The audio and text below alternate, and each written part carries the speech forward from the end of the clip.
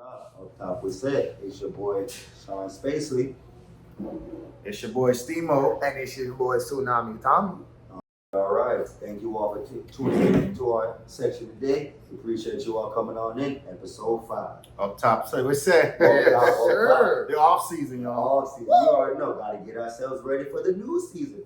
So be in tune for the new season to occur. Now, you know we couldn't do this podcast without shouting out our ladies of the WNBA.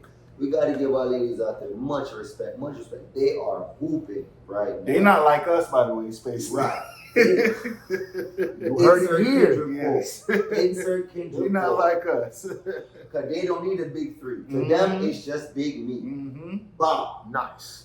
Simple as that. So jumping off of that right there, we got, for example, Miss Caitlin Clark. In my opinion, the future of the WNBA. She is the face of the league. I know other players are going to call out players like Kelsey Plum. They're going to call out players like, of course, our girl Angel Reese. And then, of course, our girl from South Carolina as well, too. Please, in the comments, if I didn't mention anyone's name you think is great or be an impact at WNBA, please comment down below those women's names so we can give them their just rewards. Now, to me, the reason why I say Caitlin Clark is going to change the game is because of what she has done since getting drafted by the Indiana Fever. The moment she got drafted, they hold a press conference for every rookie when they come in because they want the team in the city and the community to know who is about to enter our world for the next few years. They rolled out the red wagon for this girl in Indiana. They shut down an entire stadium for a college, rolled out a red carpet literally, and had half the town come out to support this girl. All for just a pre-media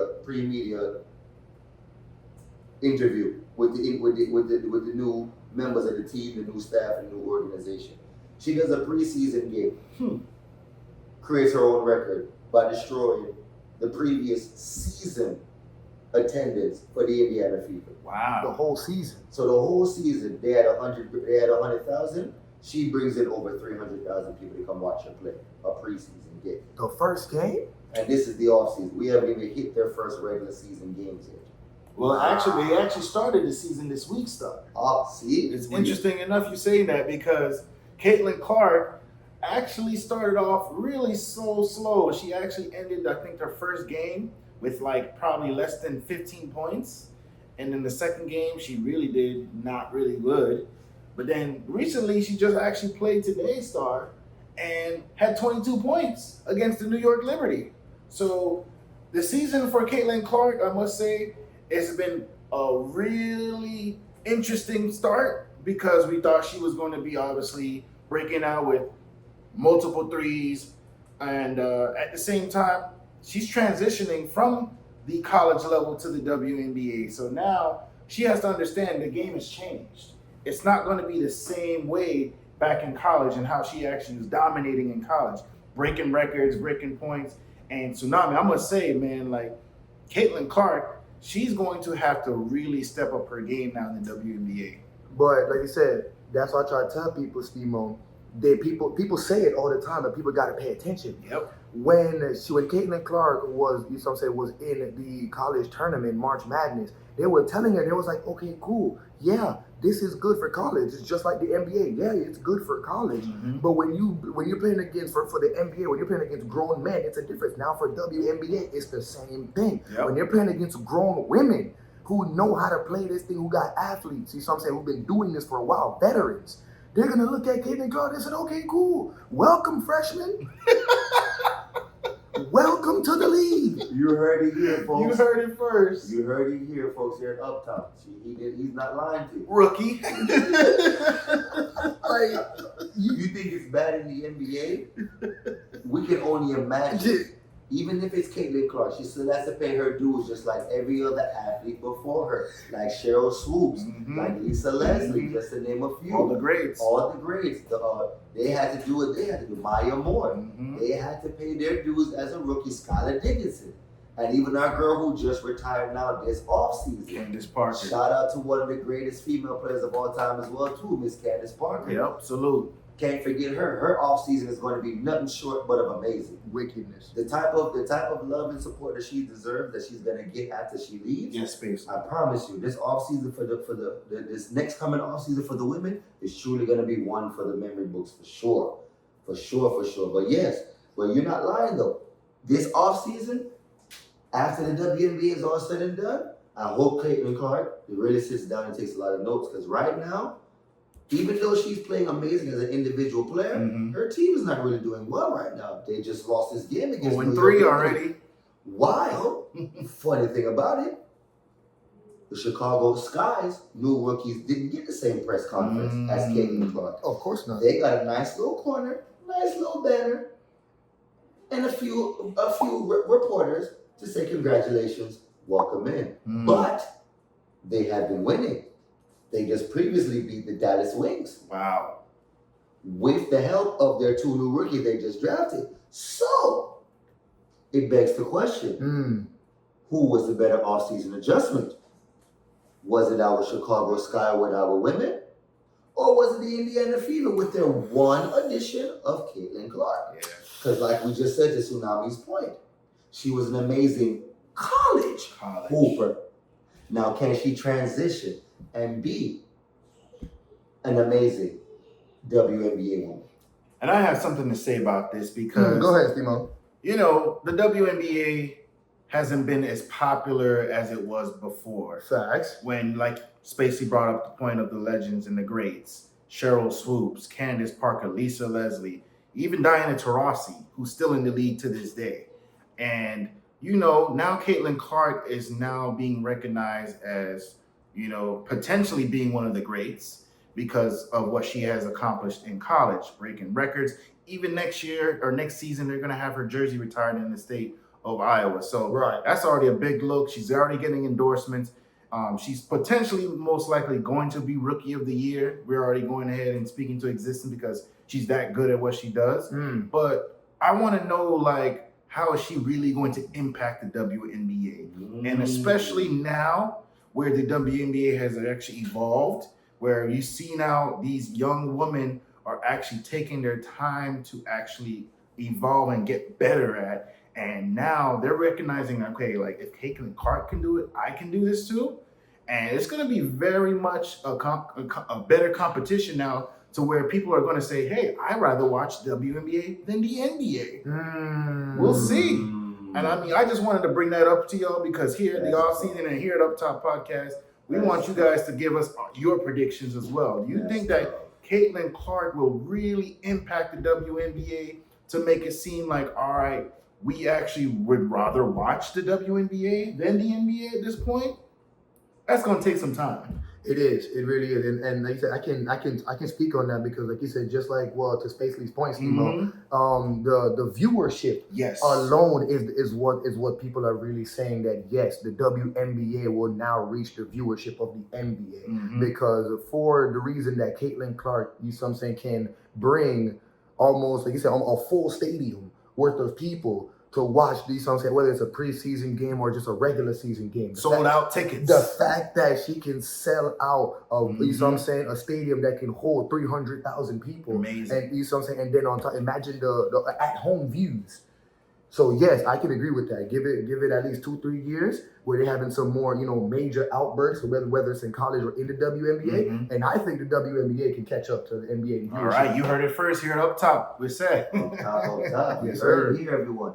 If you guys kept tuning on in and catching me checking over here some stats, just found out, the NCAA is making a big move in the offseason. Two big moves. Let's hear it. It just hit my phone. Okay. The first big offseason move, the return of NCAA football for the gaming system. So to all you fans out there who would love to see your favorite SEC, ACC, Big Ten, Pac-12 player make it to the national championship and watch them hold it, and even set up your team to beat Alabama. Hint, hint, wink, wink. Dynasty mode. You heard it here first. You heard it here first. So please, if you guys are real football aficionados and you guys love the game of college football, go check out that copy sponsored by EA Sports. Yes. It should be a good one to get. And now, the second off-season move the NCAA did, which I believe they should have done years ago, but better late than never, the reinstatement of Reggie Bush and his Heisman Trophy. Yeah, we gotta. Yeah, that's a good one, Steve. We have to. Yes, we Finally. have to salute for that. Yes, finally. In my opinion, the NCAA knew what they did was wrong. Yes. Because the fact that you guys now are okay with NIL deals, knowing full well you're not supposed to be doing it, you're supposed to be a non-professional program. The fact that you guys did that to Reggie Bush, knowing the impact it would have done to him in the league, you guys are wrong for that. I love the apology now, but reinstating him is just one thing. I need you guys to use him as an example moving forward, to right the wrongs of all the other college players you guys have done in the past. Now, some of those players are either long gone and have left this world, or some of them are just too old to care. Yeah. But the ones that you can revive, the ones whose glory and legacy, who they sweat blood and tears for, give them a shot. Let their offseason be a whole lot better this time around than it was initially. Yes.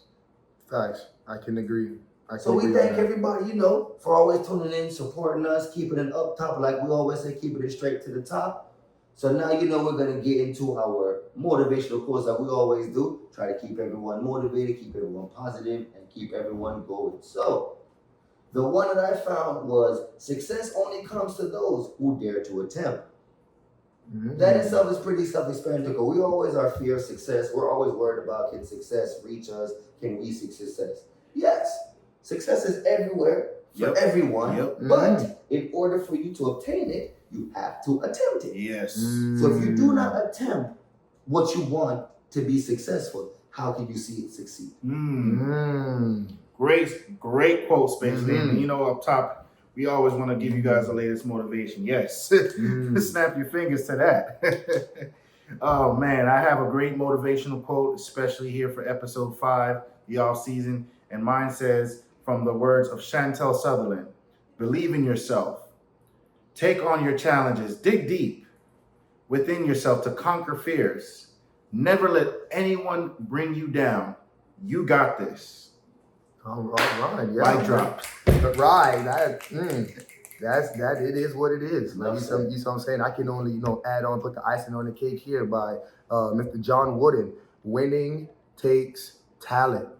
To repeat it takes character. Ooh, that's deep. Good one. Yeah, that's what I said. Hey, I just had to put the icing on the cake. That's all. That one was deep. Wow. All right. So, you heard it first here with motivational quotes. We always want to keep you guys inspired here at Up Top Podcast. And before we, of course, end our episode 5 segment here on the off season, we want to make sure we give you guys some shout outs, especially knowing those who are actually taking the time to watch us either on Instagram Live or also on our YouTube channel, or even also on our Facebook. But man, we really appreciate it. And we want to just give some shout outs. So you got any shout outs first, Mr. Spacey? Oh, you already know. Shout out to the clan. Shout out to Ma Duke. Shout out to Pops. Shout out to the Fairy. And shout out to my little bear. Always got to keep them up top because they keep pushing me. So shout out to the Fairy. Shout out to the clan. Shout out to my little bear. And of course, I have a shout out with General. If you don't know, say we have a shout out, Kamar, you see me? Yes, no matter which part we're there, no matter how we stay. Kamar and Kaj Media. Yes, sir. Yes, Media Group. Man. Definitely. Shout out definitely to the fam. Of course, we want to shout out to friends and no loved ones. Of course, want to shout out to my fiance as well as, of course, everyone else. Those who actually celebrated Mother's Day last weekend. We want to shout you guys out, all the mothers. We appreciate your time and dedication to where we are today up top with this, especially my mom. We definitely want to shout out, of course, all the followers out there who have taken the time to watch us, listen to us, give us feedback. We really appreciate it. We got so much more in store for you. Shout out to all the Zoes. Today is actually Haitian Flag Day, so we want to definitely shout out to all our Haitian representatives out there. So keep doing what you guys doing. Keep inspiring to make it to the top. And of course, shout out to your culture. Yes. Rep your country. Respect. Doesn't matter no matter where you are in this country, this earth called America or the world itself. Yep. Rep your island. Yeah, you already know already, Spacely. You said it already. So again, we definitely want to give y'all flowers, and of course, for those who actually are down and low right now. I know it's Mental Health Awareness Month. Please definitely go ahead and make sure you guys stay inspired, pray, and make sure that you know up top what's said. All right, yeah, like you said, it's the same thing, just like what Steve-Mo said. Like you said, shout out to one, of course, you know, you gotta give it. Can't end it off without it. Shout out to the Most High for him to bringing it all together. And like you said, and just like, you know, helping us, you know, move on from day to day. Because tonight this is Mental Awareness Month. I know a lot of people out there dealing with depression, dealing with anxiety, dealing with a lot of things that they don't have control over sometimes. So like you said, sometimes you just gotta, you know, give it up to God and say, you know, thank you for everything that you've done. Grace and mercy. Amen to that. Tsunami. Please be on the lookout for us. We got an episode coming on up, and then we'll have season 5 soon. Season 5 will be bigger and better, like we did before here in season 4. So please be on the lookout. Stay tuned. Comment, like, subscribe, follow. Get your friends to follow and subscribe and like us as well too. Because I promise you, we're taking this up top with it. So it's your boy Sean Spacely. And it's your boy Steve-Mo. And it's your boy Tsunami Tommy. And we are